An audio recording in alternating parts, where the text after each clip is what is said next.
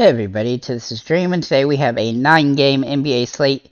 This slate has lots of injuries. I am only going to be covering DraftKings today. With that said, let's get into the injury report. For the Rockets, Porter Jr. and Jalen Green are both out. For the Pistons, Cunningham, Bagley, and Joseph are out.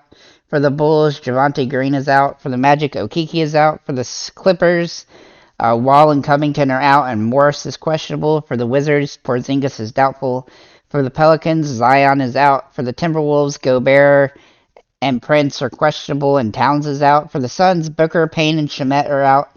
For the Spurs, Vassell is out. Sochan, Richardson, and Langford are all questionable. For the Lakers, LeBron is questionable. Davis is probable. Walker is questionable, and Reeves is out. For the Celtics, Smart is out. For the Mavs, Doncic and Wood are out. For the Jazz, Olenek is questionable. For the Raptors, OG Anunoby is doubtful, and for the Trailblazers, Nurkic and Hart are questionable, and Winslow is out. So we have several questionable tags that are going to potentially influence things, but we have a lot of good information already for guys being out. Now, one thing I'll say about the slate, there's a lot of good priced players. A lot of guys seem like their prices have dropped some, which is interesting, and I really just found that I was comfortable with a lot of guys. I tried to limit it to about 10 players today across the board, but I felt like I could have made a list of about 20 guys I thought were underpriced. But I'm just going to go with the 10 that I liked the best, especially with the injury situations and stuff like that. So let's go ahead and get started. We're going to start with Chris Paul. Now, Chris Paul's in a great situation here against the Spurs. With Booker still out, he's going to have more usage, which he's had for the last few games. The last 3 games, at least, since he's been back from his injuries himself, and he's been good in all 3 of those games. His price has popped up a couple $100. Still viable on the slate, still a great play. He has 50-plus fantasy point upside, especially in a nice matchup versus Spurs, where he'll have lots of upside and lots of ability. Then we're going to look at Spencer Dinwiddie. Now, Spencer Dinwiddie's in a great position here with Doncic and Wood out. He already got a nice boost due to Wood being out, but now he's going to have the nice boost for Doncic being out. And even though his price has come up a lot as a result, he's still actually kind of underpriced for his potential in a game like this. When Doncic has been out this season, he's been really, really good, and I expect him to be the focal point of the offense, and he should be great in this game, especially against Utah, who, while they are a decent team, he should be able to tear them apart. Then we're going to look at D'Angelo Russell from Minnesota. He just seems too cheap. His price has stayed about the same for a while, but it has come down from where it was, and he has some nice upside. He's been playing extremely well. Quite frankly, he's just too cheap for what he's been doing lately, so I think he's viable on the slate. Jeremy Grant, he falls in the category of somebody that's not particularly a great play, but his price just keeps falling, so you got to take a look at him because of the price, because he does have upside here. He is right at $6,100, which he's been meeting that expectation for the most part, most games. Now, he has had a couple off games, but if Nurkic is out, that would definitely boost him into a must-play category. I think he's a great option on the slate. So, obviously if Nurkic gets ruled out, that would definitely increase his potential, but he's still pretty good just because his price has come down so much. Then we're going to look at Jalen Duren for the Pistons. He's just been playing extremely well for them as a starter, and I look for him to continue that, though it's a little bit risky since other guys are back from injury, but overall he played well in the last game, even with those guys back. I expect him to continue to play 25-30 minutes a game and be a force and have double-double potential game in and game out. So I think he's viable in the slate against Houston. Then we're going to look at Daniel Gafford.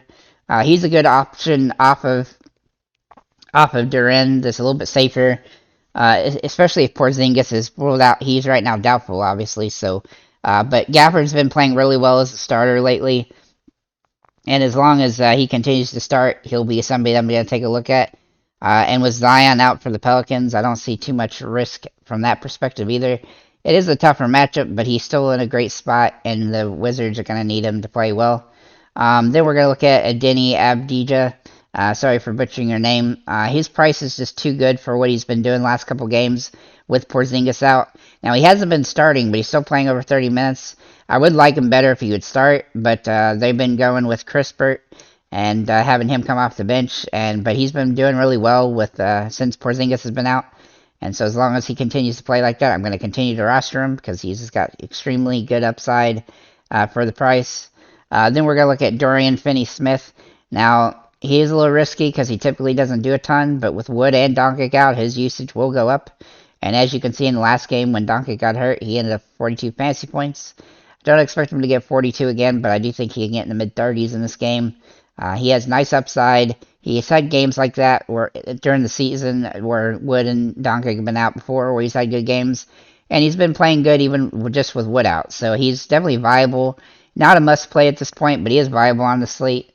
Then we're going to look at Dwight Powell, who's kind of in a similar situation. He's got more upside with the injuries there, but he typically plays, gets in the 15 to 20 fantasy point range for the most part.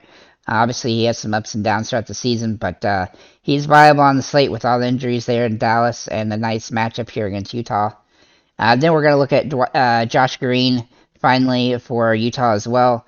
Now, he will likely start today for Doncic, and if that's the case, he's going to become a must-play, but make sure he ends up starting.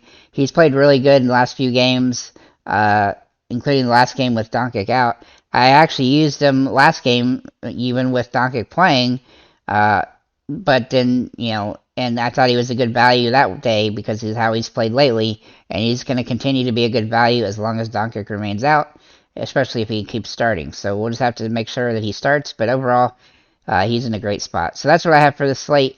To go through the games and which team I think is going to win, I've got Chicago over Orlando. I have Houston over Detroit. I have the Clippers over Atlanta. Pelicans over Wizards. Kings over Timberwolves. I have Phoenix over the Spurs, the Boston Celtics over the Lakers, Dallas over Utah, and Toronto over Portland. So, obviously, if Portland has a bunch of guys ruled out, that would definitely help them as well. Same with the Lakers and Spurs, and there's a bunch of teams that could have some guys out later. So, with that said, guys, thank you for liking, commenting, subscribing. If you have any comments or questions, feel free to leave them below. And have a nice day, guys.